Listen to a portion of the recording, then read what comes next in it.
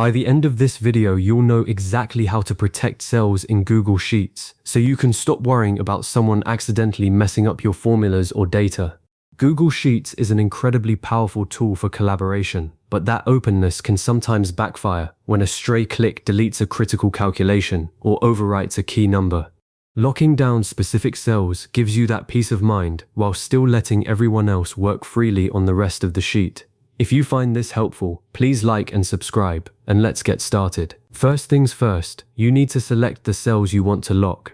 This is the foundation of the whole process, so take a moment to think about what exactly needs protecting. Maybe it's a column of formulas that calculate totals, or perhaps it's a row of header titles that you don't want anyone to rename.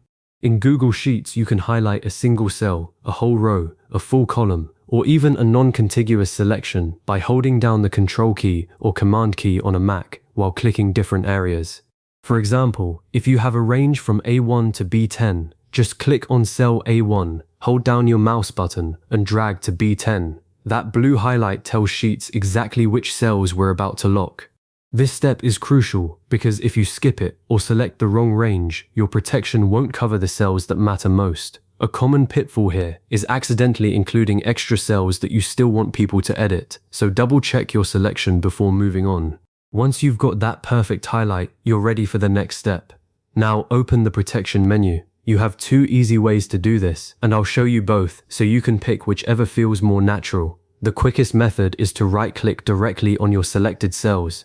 When that context menu pops up, scroll down until you see the option that says Protect Range. Click that, and a panel will slide in from the right side of your screen. Alternatively, if you prefer using the top menu bar, go up to Data, then hover over Protect Sheets and Ranges and click it. Either path leads to the exact same panel, so it's really just about what feels faster for you.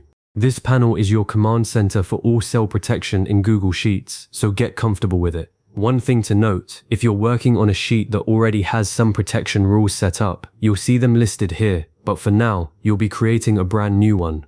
A best practice tip is to always use the right-click method when you're just locking a small range, because it keeps you in context and saves you from navigating menus. But if you're managing multiple sheets or need to review existing protections, the menu bar gives you a better overview. With the panel open, it's time to set up the protection rule itself. At the top of the panel, you'll see a field labeled Description. This might seem optional, but I strongly recommend filling it in. Type something short and descriptive, like locked formulas or admin-only data. Why does this matter? Well, if you ever come back to this sheet weeks or months later, or if someone else on your team looks at the protection settings, that description instantly tells everyone what's being protected and why. It's a small habit that saves major headaches down the road. Below that, you'll see a toggle that says Range by default. Keep it set to Range because we're locking specific cells, not the entire sheet. If you accidentally switch it to Sheet, you'll lock everything on that tab, which is probably not what you want unless you're securing a whole reference sheet. The panel also shows the range you selected earlier, but you can edit it here if you made a mistake or want to expand it. Just click on the range box and type in a new one using standard notation like A1, B10. This is also where you can add multiple ranges to the same rule by clicking Add Another Range. That's handy if you want to protect several separate sections that all serve the same purpose. Once your range looks good and your description is in place, you're ready for the most important part, setting permissions. Click the blue Set Permissions button to open the permission options. Here you have two main choices, and picking the right one depends on how strict you need to be. The first option is Show a warning when editing this range. This is the softer approach. If someone tries to type in a locked cell, they'll see a pop-up that says, "This cell is protected, edit anyway." They can then click OK and make changes freely. This is great for situations where you want to remind people that these cells are important, but you trust them to be careful. It's like a speed bump, not a roadblock. The second option is Restrict who can edit this range. This is the full lockdown. When you choose this, you can specify exactly which people or groups are allowed to make changes. By default, it will show only you, meaning only you, the owner of the sheet, can edit those cells.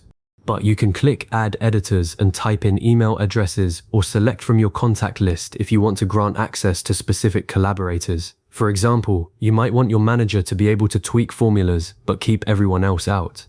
A common mistake here is not realizing that if you restrict editing only to yourself, Even collaborators with editor access on the sheet itself won't be able to change those cells unless you specifically add them. So think carefully about who needs access and add them now. Once you've made your choice and added any necessary editors, click Done to confirm. Finally, click the Done button at the bottom of the panel to finalize everything. As soon as you do, your protection rule is active. You'll notice that all the locked cells now have a slight shading or a subtle border when you click on them. But more importantly, if you or anyone else tries to edit them, the warning or restriction will kick in immediately. To test it, simply click on one of the protected cells and try typing something. If you chose the warning option, you'll see that pop up. If you chose restriction, you'll get a message saying you don't have permission. That's your confirmation that the protection is working. One quick tip, you can always come back to this panel later by going to Data, then Protected Sheets and Ranges to edit, delete, or temporarily turn off the rule. That's useful if you need to make a quick update and then relock the cells. So there you have it. You now know exactly how to protect cells in Google Sheets, keeping your critical data safe while still allowing full collaboration on the rest of your spreadsheet.